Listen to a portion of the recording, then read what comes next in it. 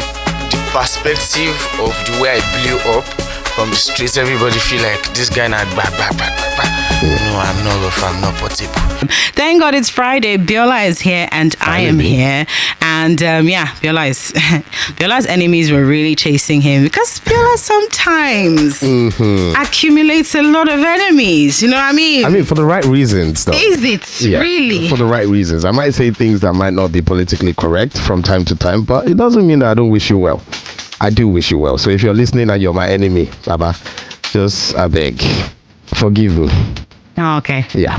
All right. Well, happy for you. Another person who's in the studio is somebody I've known for a very long time. Yeah. Actually, this is one of the first artists that I was able to sing the lyrics line for line, even though it wasn't like hip hop-y. Yeah. It was kind of like, it's about gangster stuff. It's about the streets. Yeah. And I think, formed a connection because he's from IKD. You know what I mean? Stand up. Finally. Brap. My villagers. We out here.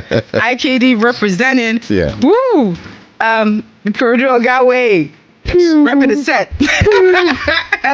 And he has evolved so much and become such a big superstar. And I think the most exciting thing for me is being more than a superstar, but also being able to create superstars as well. I think that's a different level of superstardom. This is somebody that I've seen grow in real time, musically and in real life. And he's still out here doing it. His album is bringing sanity to a lot of people that need sanity. Absolutely. Ladies and gentlemen, boys and girls, the one and only baddest Bella Shmurda on the Beat 99.9 FM. Welcome, Man. Thank you so much. How you feeling? I feel great. Feel better today. Yeah. I feel great. Yeah. The album is finally out. Yeah. You feel a bit relieved? Yeah. I feel better. Yeah. I mean, it has been lots of load and everything, ups and downs, and my team really stressed me, but we're doing good, man. Yeah, it's here, and it's actually very good, very interesting features on the album, and I think it gives me a mix of everything that I like about Bella. It's it really gives me the show mommy Bella and everything together intertwined. So I really, really, really, really like the album. How was it making this album? Like I said, it's kind of stressful. I've been making the album for almost 2 years now. And during that time a lot of things were happening. I just have to put myself down, put things in order, put things in place, and we are here now. It was good making the album. It was fun, it was it was everything, but I mean the major thing is I have my sanity back. I like that, because you did say a lot has happened in the time that you were making this. A lot, actually, a whole lot has happened. I think, and the name of this album, Sanity, Biola, it really, I was this is a very perfect title. And I think it's you just getting your journey back to that point where everything is sane. How was that mentally as a person? How have you been able to survive? How did you handle that grief? And the grief is ongoing because it's not like he's been rested and that is still there. He's there and there's all this politics going on. For somebody who doesn't need all of that, how do you cope with that? And were you able to talk about it on this project? Yeah, definitely. I mean, with the help of my family, friends, my team, it wasn't easy though, because a lot of things, untrue things, funny things, you just wake up one day, hear another thing, you be like, where is this coming from? What is happening? You understand? And I think that particular situation made up the whole album.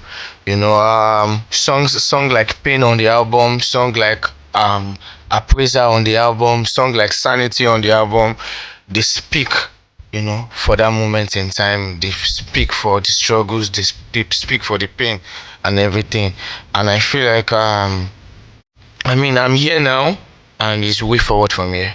Yeah. But amongst the things that have happened over the past few years is the birth of your son. Yeah. How is it mixing, that joy and being a father and also making music and also running a record label, all of that together? Sincerely, right now, I'm just trying to trying to blend, family and work and business, just trying to because family and business, they don't really work together. Family has to be one side, business has to be one side, and that has also been my struggles. Trying to put this in place, try to just balance things properly.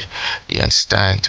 And I feel like right now everything is in shape, everything is in order. It's just to follow through the plan. Understand? Talking about business, let's talk about business and Dagbana Republik. I absolutely think I think you're a very unassuming person in the sense that I don't think people really expected Shmurda to be the Shmurda of today that is really focused. I think he really engineered that pain and made it into a very structural thing. And you became this person who from Cash App is doing songs like Sanity. And it's not only about that, like you're no longer doing things that you used to do because, some back in the day you hear, oh, Bella went to a show, he wasn't really standing. You're not doing any of that anymore. Like Bella is fully standing now. Bella is grown. And he's more than standing, like you're talking, I actually focus, like you have a son and you have a business and you have a very good business with a product that arguably is the best thing since sliced bread, especially this year. How has that been? How is Dagbana Republik? How is finding Fola? How is all of that stuff? Fola has been with me for 4 years. But last year we signed him into Dagbana Republik. He has always, in-house with us. He has always been a songwriter for me. He has been on a lot of things. He has been with the team, and I feel like with my team, maybe with pumping, they were able to hold the business part. So me, I'm just doing music and collecting my share of the money. You understand? But it's all good. I mean, we are family. We are doing everything together, and I'm happy for Fola because I'm happy for myself too. Because not every people get signed or every label sign an artist and do so well. I feel like I'm one of those lucky people. You understand? And I plan to do more in the nearest future. Help upcoming artists, support and find good talents for our industry. So did you know Fola was going to be this? Because Fola arguably is it. Like if you check it, every feature is like everything he touches or his voice touches really just escalates. It's One Condition with Wizkid, is a song with Benson. He's everywhere. He's on all the. If you go to all the top 10, you see him there, including the top 15 here, the Nigerian top 15 on the beat. Did you know that this was going to be? I'm not good. I know everything, but one thing I'm sure of that his talent is undeniable. You understand? He's good. Same goes to Shoday. They are like very good artists. I've also known Shoday for some time now. You understand? I just have this feeling in me that this boy, he gets something, and same with Shoday. And I'm happy now, they are doing well, and we still have a lot of artists in the building like Chefzy. He's also doing well for himself, also under Dagbana Republik. And I feel like with time, time will tell, and with time I'll just be like a proper Badu, CEO. I don't even doubt that, honestly. But then I wanted to talk about the uniqueness of your voice. I think it was a few years ago when Wiz tweeted saying that one day I would sit you people down and explain how important Bella's voice is in African music. And I think over the few years, I mean, we're still waiting for the explanation, Sha. But over the few years, I think we've gotten to understand that there's no replicating your voice. With a lot of music that we're getting now, we're seeing replicas, someone trying to imitate another person. But how do you then teach people like Fola, for example? How do you mentor them into owning their own sound? And if there's other artists as well that you're working with, how do you mentor them into owning their own sound? Okay, with Fola and other artists that are under Dagbana Republik, majorly I give them freedom to their creativity. Freedom, autonomous to their work, because every artist, I'm an artist, so I know we need a sense of liberty for us to do what we want to do, and I feel like through that they can express themselves and they can be the best part of what they want to be. You understand? I just feel like majorly it's the liberty and the freedom towards the creativity that can make them create, whatever they want to be. And whatever they want to be is in their hands. I'm not trying to control anybody. I'm not doing mentorship. I'm not doing mentorship. You understand? All I'm doing is, okay, you have this thing good going on for you. Let's continue on that good path. Whatever else is going on, put it behind. Let's face business at the end of the day. All right, let's talk about your features. How did you pick these people? Did you have to beg and grovel? What was it? Majorly, it's just like making a song and trying to find the best person that fits in, and that is also connects with the song. And I feel like first of all, I think the first feature I got was from CK. Yeah, first feature was from CK. Then I did Fuji. I put K1 The Ultimate. It was kind of by clearing the song, it was kind of serious, but I mean, we're able to clear it.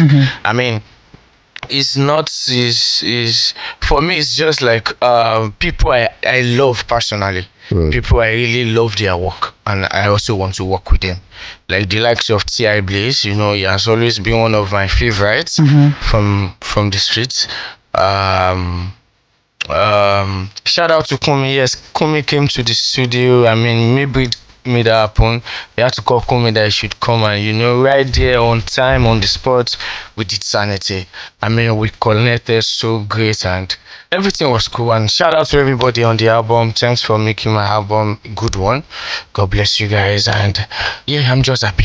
Yeah, I remember before you dropped Hypertension, we spoke. I was telling you we spoke backstage, and you were talking about the features in terms of Back Road G, notes from the UK. I think you had Popcan on the album as well. Was that intentional coming into Sanity, thinking that I think there's only one international act, which is Joshua Baraka on this one, and King Promise, right? Was that intentional for you to kind of just look inwards in terms of the features? Intentional for me because I have to put like people who are on that space and on that level of the kind of sound I want to put out.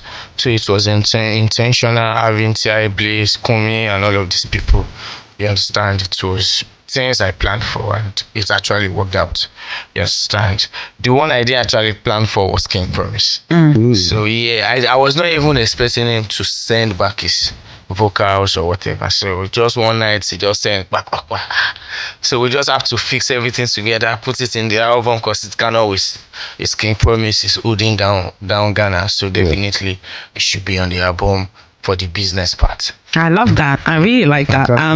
This album, would you say it's who is it for? Would you say that this album connects to your street audience more, or because I mean you've had a very interesting evolution in terms of music.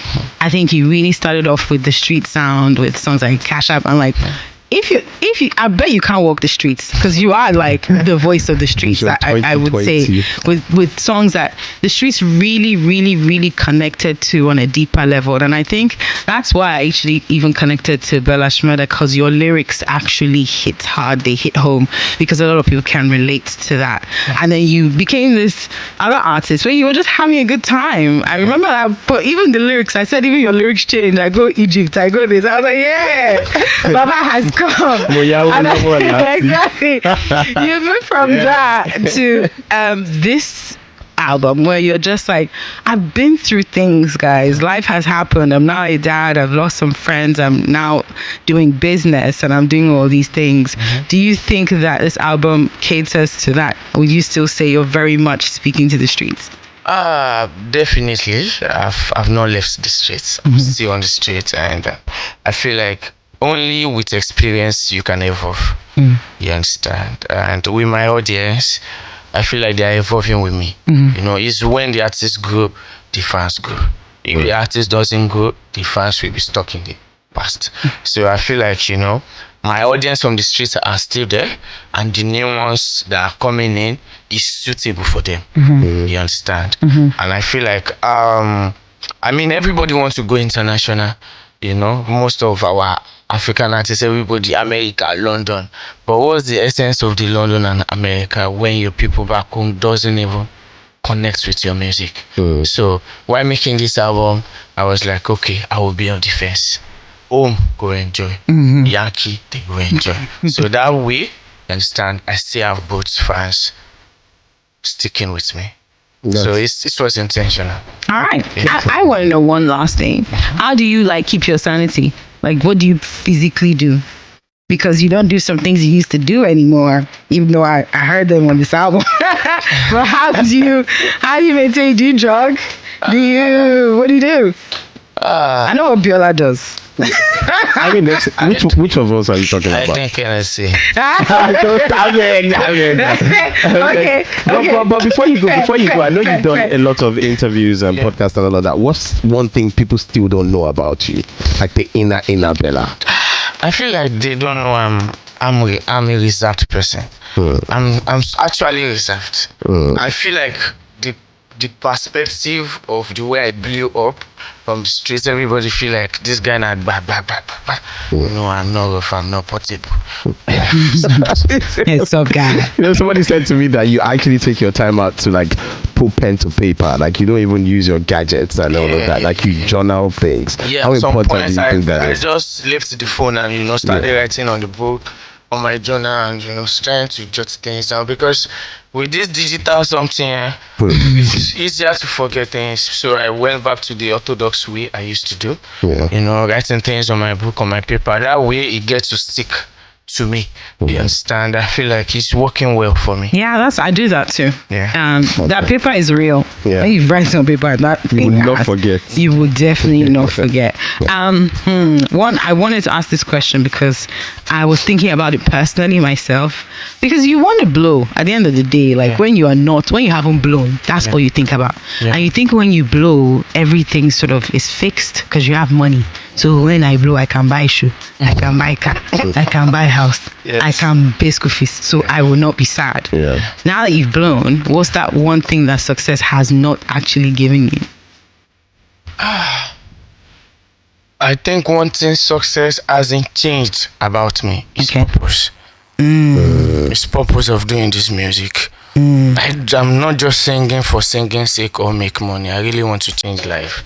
I really want to be that go-to person when it comes to, okay, I'm down, trying to improve people's mental health, self-realization, trying to do that song that you want people to wake up and do something with their life. You understand? And I feel like success does not change than my purpose. Though I got car, I have these things, you understand, but it doesn't change who I am, in the fact that I want to help in any way I can help. And that's my purpose of living. Oh, fantastic. I really like that. Honestly, people say that you are a proper giver as well.